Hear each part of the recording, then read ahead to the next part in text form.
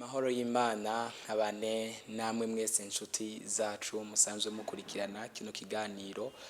Umugisha w'Imana bane namwe aho muherereye hose, n'amashimwe n'umunezero mwinshi udasanzwe kubw'ingabire y'ubuzima Imana yaguhaye. Si bisanzwe kuba uri kurahema nk'uko uri kurahemuko n'ubuntu Imana yakugiriye budasanzwe. Rero mu bubangutse tudatevye nifuza ko tuganira ijambo ry'Imana. Turamaze iminsi tuganira ijambo ry'Imana rivuga kuzigama umutima no kurinda umutima w'umuntu no kurinda umutima wawe, kuko umutima urihenda cyane. Umutima Satani arawuganiriza kenshi biciye mu majwi, agaheza ibyiyumviro bitandukanye byinshi ubwonko, hama umutima nawo ugafata ingingo nyinshi zitandukanye.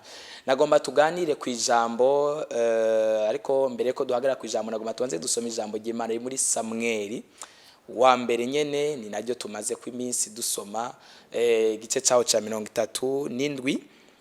Turasoma Samweli 17:37, turasoma mu izina rya Yesu. Dawidi atakwa aravuga ati Uhoraho yagiye andokora mu nzara z'intambwe no mu zidubu, arandokora no mu maboko y'uyu Mufilisitiya. Nuko Sawuli abarira Dawidi ati nuko genda, Uhoraho abane nawe. Ndagomba ko duhagara kuri ino jambo. Twaravuze ibitari bike kuri ino jambo, ariko nagomba ko duhagara kuri ino jambo. Sawuli yabwiye Dawidi ati genda, Uhoraho ajane nawe, Uhoraho abane nawe, Uhoraho agushoboze kandi akugwanirire. Bene data, irino jambo intango, Alpha and Omega, intango ni iherezo. Yesu, abantu benshi barakunda kuvuga ngo Yesu niwe Alpha na Omega, ariko akenshi ntibakunda kuvyiyumvira ko ngo baje indani ibwina mu mutima. Uhoraho ajane nawe, Uhoraho agenda akorane nawe. Nagira ndakubwire, nimba ushaka ko Uhoraho ajana nawe, eske ashobora kuba aratanguranye nawe? Kubera yuko nimba ushaka kubera Omega, yoba yarakubereye Alpha. Nimba ushaka yuko Yesu Kristo ajana nawe, biravuga ngo nta bantu babiri bashobora kugenda batasezeranye, bashobora kugendana batasezeranye. Abantu benshi barifuza yuko Imana ijana nabo kandi itatanguranye nabo. Bakifuza ko Imana ijana nabo muri business yabo ariko itatanguranye nabo. Bakifuza ko Imana bageze mu bihe by'ingwara bagatakamba ati Imana nkiza, ariko mu bihe by'amagara meza ntibigeze bayitakamba. Ntabwo bigeze bayihamagara ngo bayitabaze. Ni dusenga kubera tumeze neza, ariko dusenga kubera dukunda Imana kandi yaduhamagaye kandi yadukunze mbere yuko yo ubwayo tushobora kuyimenya. Nagira ndakubwire rero mwene data, hariyo abenshi rino jambo Sawuli yabwiye Dawidi ati genda, Uhoraho ajane nawe. Dawidi yazanye confidence, avuga ati okay, no muri aya majambo aravuze ngo Uhoraho yabanye nanje, Uhoraho yajanye nanje, Uhoraho yabanye nanje nkiri mu ishamba, akanshoboza kugwana n'amadubu, akanshoboza kugwana n'intambwe, akanshobora kugwanirira. Bisigura ko Dawidi yarazi neza yuko Imana yabanye nawe kuva kera akiri mu ishamba, yabaye intango kandi araba n'iherezo. Alpha and Omega, Imana ni intango kandi ikaba n'iherezo. Ni kuvuga nimba ari intango ikaba n'iherezo, no hagati muri situation y'ubuzima nayo honyene ibihari. Ni ikintu catanguye kikaba kandi gitegura no guhereza, kikaba n'iherezo, no hagati kiba gifise control. Nimba woremeye ko Imana itangurana nawe ukavuga ati mwami ndakwakiriye nk'umwami n'umukiza mu buzima bwanje, aho Imana izogendana nawe kandi izobana nawe kandi izogushigikira kandi izogutabara. Ni wayitabaza izokumvira. Ariko nimba mwene data Imana utatanguranye nayo, uhamagara Imana ari uko wagwaye, uhamagara Imana ari uko waguye n'ubukene, uhamagara Imana ari uko waguye n'ingorane, ufata umwanya wo gusenga no kurondera mu nyonga zayo kubera gusufisa ibibazo, rondera bizokugora cyane. Imana izokwama ibakure. Bivuga ngo nkunda bankunda kandi abandondera ubudahumeka abo bazombona. Abandondera ubudahumeka ntagara bansenga ari uko bagwaye bagwaye, ntabwo ari abansenga ariko bakeneye amafaranga bayaronse nkababura, ntabwo ari abansenga ariko bakeneye umufiance bamuronse nkababura, ntabwo ari abansenga ko bakeneye umwana bamuronse nkababura, ntabwo ari abansenga ko ibintu bimeze neza gusa ariko mu gihe bitameze neza sinsubire kubaronka Imana, cyangwa se mu gihe babironse Imana ntisubire kubaronka. Imana ntikeneye yuko uyirondera gusa mu bihe by'ingorane gusa. Imana iragukeneye wewe, ikeneye n'umutima wawe. Imana iragukunda, ikeneye umwanya wawe. Just give him time, give him your time, show him love. Yereka urukundo, ibwira Imana ati Imana ndagukunda.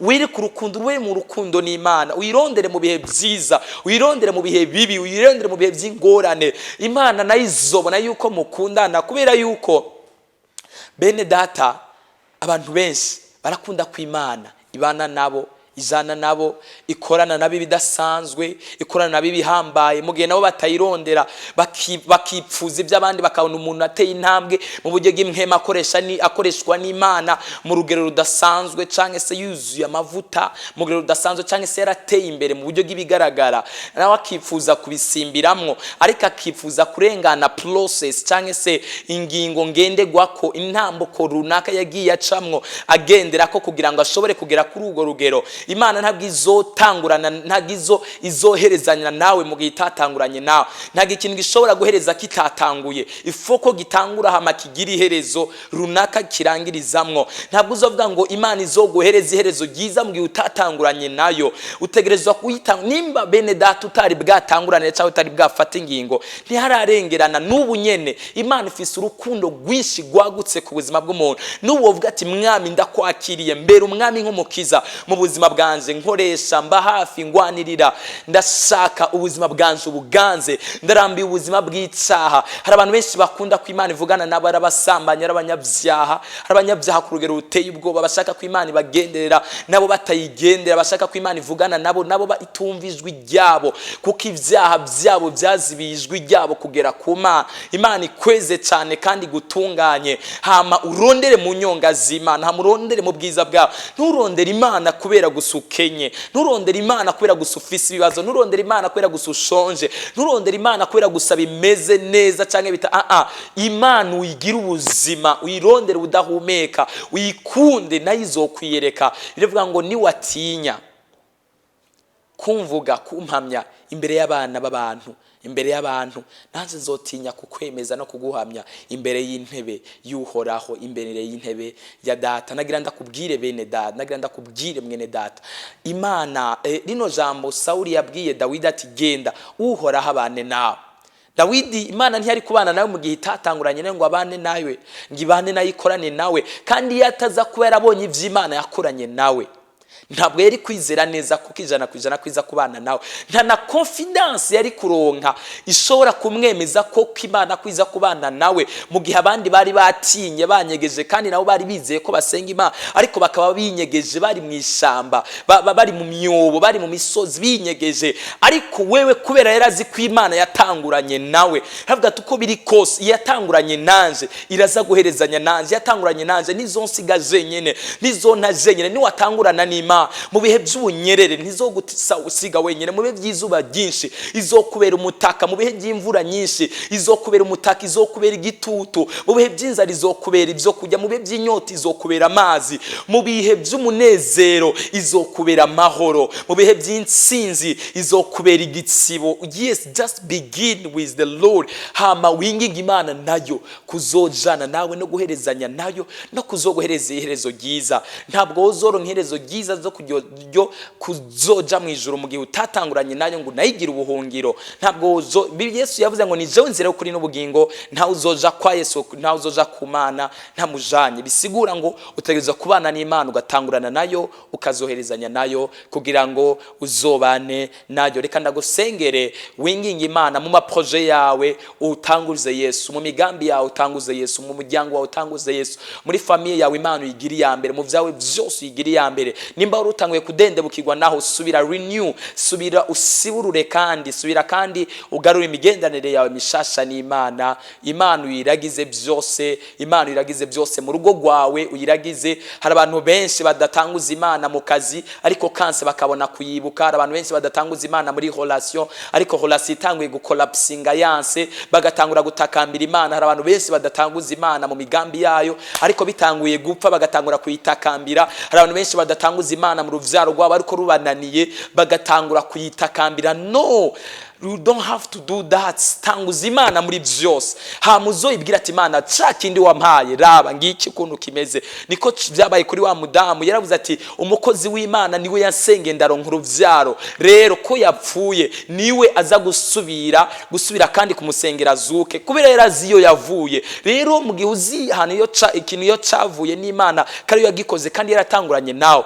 uzosubira ugende ubwira ati Imana ico wampaye cageze ukunuku, subira ukigendere kandi ukigire gishasha. Wewe watandukanye n'Imana uri gukorana ibintu vyawe canke se uja kure y'Imana canke n'umutima wawe uja kure wayo, reka ndagusengere kugira ngo Imana igushoboze hamuhindura ivyiyumviro, imigambi yawe n'ivyawe byose biragize Imana mu izina rya Yesu. Mana ndasengeye umwene data yaragiye kure y'ubwiza bwawe, agera kure y'inyonga zawe, aribagira arirengagiza byose abiharira ibyumviro byiwe byose abiharira we, abiharira imiryango, abiharira famiye, abiharira abantu, arizera abantu ariko mu nyuma barananirwa. Bamaze kunanirwa araza kuguhindukirira. Rero ariko Mwami Imana Yesu Kristo Munyanazareti ntabwo yaguhindukiye ko ngo nuko yaragukunze ariko nuko yarabonye bitanguye kwanka. Muhereza urukundo rwo kugukunda, muhereza urukundo rwagutse Mwami rutangaje cyane ko kugukunda yawe. Muhereze kukugira ubuhungiro bwawe,